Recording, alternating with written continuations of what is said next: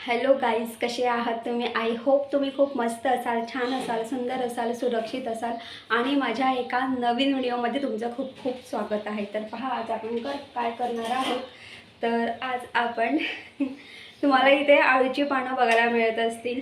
तर तुम्ही विचार करत असाल की आज मी आळूच्या वड्या करणार आहे का? तर अजिबात नाही. किंवा आळूची फतफत करणार आहे तर अजिबात नाही. तर आज आपण आळूच्या पानांपासून आळूची भजी करणार आहोत आणि आळूची भजी चवीला एक नवराने भन्नाट अशी लागते.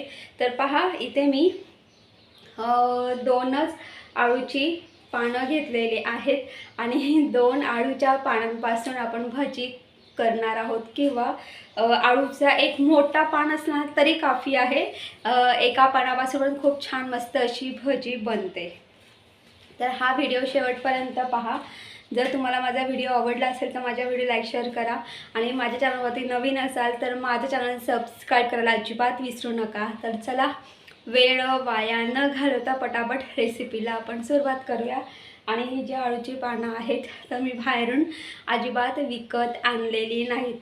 तर तुम्हाला प्रश्न पडला असेल, मग हिने आणली कुठून आळूची पानं? तर चला तुम्हाला दाखवते मी आळूची पानं कुठून आणलेत. तर पहा, इथे बेडरूमच्या खिडकीमध्ये इथे मी एका कुंडीमध्ये ही आळूची पानं लावलेली आहेत. तर पहा, इथे तीन अशी मोठी आळूची पानं आहेत. तर मी यात दोनच आळूची पानं घेतलेली आहेत. तर ही जी आळूची पानं आहेत, ही आळूची पानं आपल्याला स्वच्छ 2 ते 3 पाण्यामध्ये स्वच्छ अशी ही पानं आपल्याला धुवून घ्यायची आहेत.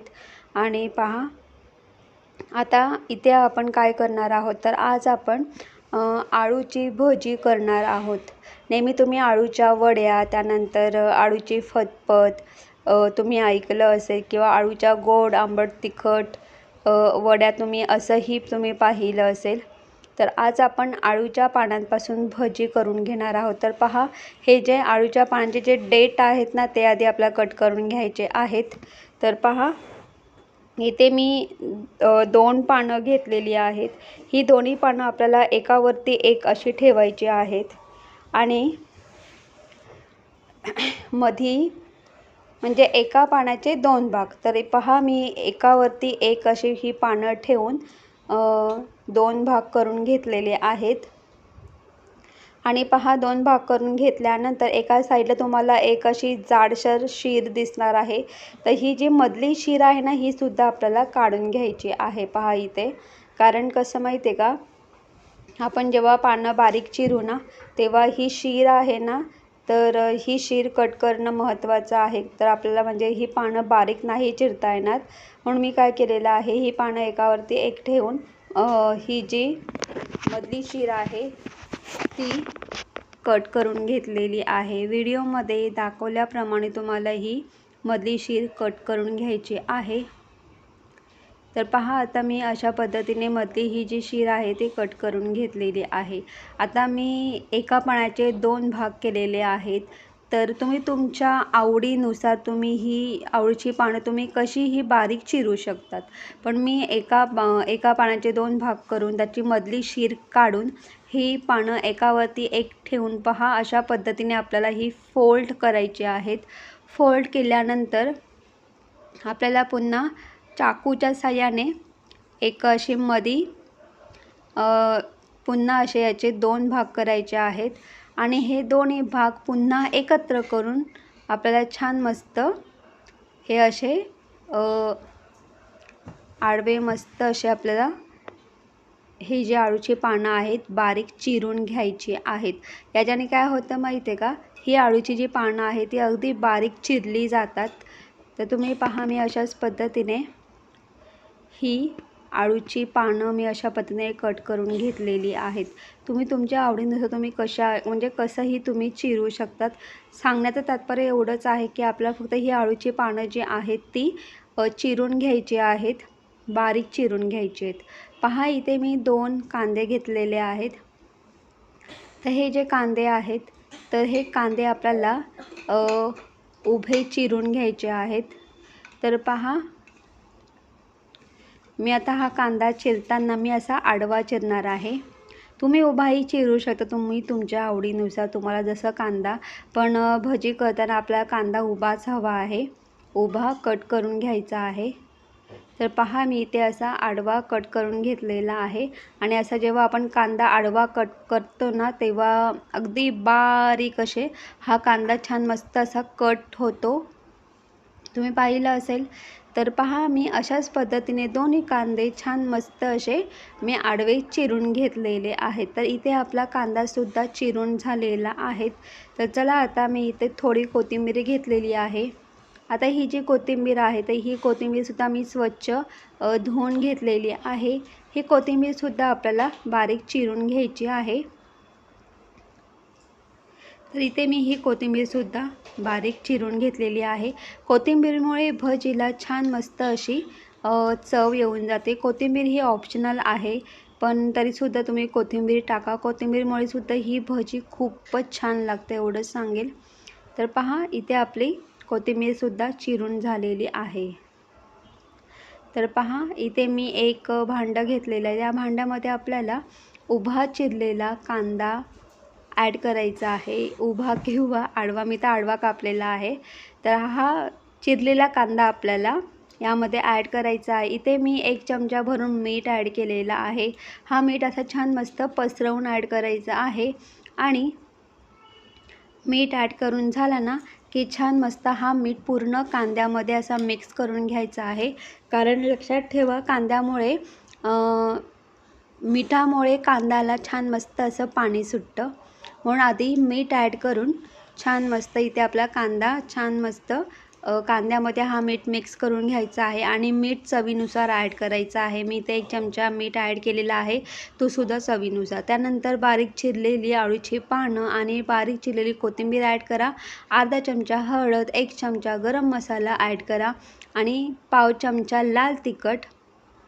त्यानंतर तुम्ही इथे पाहू शकता, तिथे मी आलं, लसूण, मिरची याची पेस्ट ॲड केलेली आहे। आणि खरं सांगू का, खरं म्हणजे ना माझ्याकडे आज लसूण संपलेला आहे, म्हणून मी फक्त मिरची आणि आलं याचीच पेस्ट केलेली आहे, पण तुम्ही आलं, लसूण, मिरची ही सुद्धा पेस्ट ॲड करा। आता पहा आलं, लसूण, मिरची पेस्ट ॲड केल्यानंतर हे सगळं एकत्र एकजीव आपल्याला असं मस्त मळून घ्यायचं आहे। तर पहा आता हे असंच आपल्याला 15 मिनटं ठेवायचं आहे। साईडला आपण 15 मिनटं ठेवूया आणि 15 मिनटानंतर आपण याच्यामध्ये पीठ ॲड करणार आहोत। आणि पहा इथे 15 मिनटं झालेले आहेत आणि आपण याच्यामध्ये मीठ ॲड केलेलं आहे। तर मिठामुळे काय होतं, पाणी सुटतं आणि त्या पाण्यामध्येच आपल्याला बेसन पीठ ॲड करायचं आहे।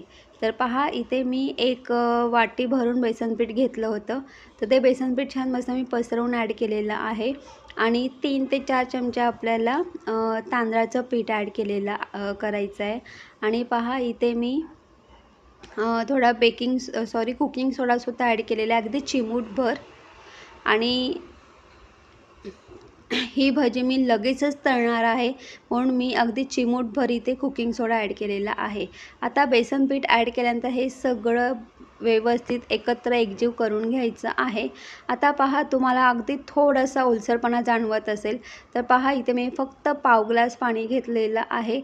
थोडं पाणी ॲड करून आपल्याला छान मस्त भजीचं पीठ तयार करून घ्यायचं आहे। आणि पहा इथे आपल्याला याच्यामध्ये जास्त पाण्याचा वापर अजिबात नाही करायचा, फक्त हे जे बॅटर आहे हे फक्त ओलं झालं पाहिजे एवढंच पाणी ॲड करायचं आहे। तुम्ही पाहू शकतात मी अगदी थोडंच पाणी ॲड केलेलं आहे। आपला पूर्णपणे बॅटर अजिबात नाही तयार करायचं, म्हणजे जास्त घट्टही नाही आणि जास्त पातळही नाही, असं पूर्ण मीडियम याच्यामध्येच आपल्याला ते तयार करून घ्यायचं आहे।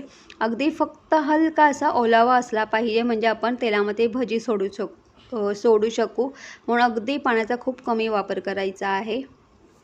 पहा इथे मी कढईमध्ये ऑइल ॲड केलेलं आहे आणि ऑइल ॲड करून ऑइल मी गरम करून घेतलेला आहे। तर पाहूया आपलं तेल गरम झालं आहे का, तर आपलं तेल गरम झालेलं आहे।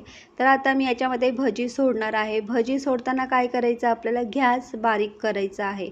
सांगण्याचं तात्पर्य एवढंच आहे की आधी तेल गरम करून घ्यायचं आहे, त्यानंतर तेल गरम झालं ना की मग गॅस बारीक करायचा आहे आणि गॅस बारीक केल्यानंतर आपल्या याच्यामध्ये ही अशी भजी सोडायची आहे। अगदी लहान मोठी तुम्हाला जशी तुम्हाला भजी सोडायची आहे तुम्ही त्या आकाराने ही इथे भजी सोडू शकतात। तर इथे अशा पद्धतीने मी ही भजी तेलामध्ये सोडलेली आहे। आता पहा ही जी भजी तेलामध्ये सोडल्यानंतर मीडियम गॅस करायचा आहे आणि मीडियम गॅसवरती आपल्याला ही भजी छान मस्त तळून घ्यायची आहे। अगदी 5 ते 7 मिनटं लागतात। अगदी हलकी अशी ब्राऊन होईपर्यंत आणि कुरकुरीत होईपर्यंत ही भजी आपल्या तेलामध्ये छान मस्त तळून घ्यायची आहे। आणि याच्यामध्ये आपण तांदळाचा पीठ ॲड केलेला आहे। तांदळाच्या पिठामुळे काय होतं माहिती आहे का, छान मस्त ही आपली जी भजी आहे ती अगदी छान मस्त अशी कुरकुरीत होते। तुम्ही पाहू शकतात की आपली जी भजी आहे ती छान मस्त तळून झालेली आहे आणि छान मस्त अशी ब्राऊन कलरसुद्धा आलेला आहे। तर चला आता आपण ही भजी काढून घेऊया। आणि अजून एक गोष्ट सांगते की ना जेव्हा ना भजीला हलका असा ब्राऊन कलर यायला लागला ना की गॅस मोठा करायचा 1 ते 2 मिनटं। 1 ते 2 मिनटं मस्त मोठ्या गॅसवरती भजी तळायची आहे। पुन्हा गॅस मीडियम ठेवायचा आहे आणि ही भजी आपल्याला काढून घ्यायची आहे। ही भजी चवीला एक नंबर आणि भन्नाट लागते आणि कुरकुरीत खूपच छान लागते। कारण पहा याच्यामध्ये आपण कांदा वापरलेला आहे, प्लस आळूची पानं चिरून ॲड केलेली आहेत, कोथिंबीर चिरून ॲड केलेली आहे, त्यातल्या त्यात इथे आपण तांदळाचं पीठ ॲड केलेलं आहे। या सगळ्यांमुळे ही भजी एवढी कुरकुरीत लागते ना खायला। तर पहा मी अशाच पद्धतीने सर्व ही जी आळूच्या पानांची जी भजी आहे ती मी चिरून घेतलेली आहे। तर चला आता ही भजी आपण सर्व करून घेऊया। ही भजी तुम्ही गोड चटणी, तिखट चटणी, शेजवान चटणी बरोबर तुम्ही खाऊ शकतात किंवा तुम्ही अगदी सकाळी नाश्त्याला सुद्धा तुम्ही ही भजी करू शकतात। आता एवढं सांगेल की तुमच्याकडे एक आळूचा पान असेल, तुम्ही एक आळूचं पान बारीक चिरून तुम्ही त्याची ही भजी करू शकतात। तर तुम्ही सुद्धा अशा पद्धतीने ही आळूच्या पानांची भजी नक्कीच करून पहा। मी तुम्हाला पुन्हा सांगते कारण ही भजी चवीला एक नंबराने भन्नाट अशी लागते। मी आणि आम्ही दोघांनी म्हणजे अगदी 15 मिनिटातच ही भजी संपवली। एवढी कुरकुरीत आणि एवढी टेस्टी झाली होती। तुम्ही सुद्धा ही भजी नक्कीच ट्राय करा।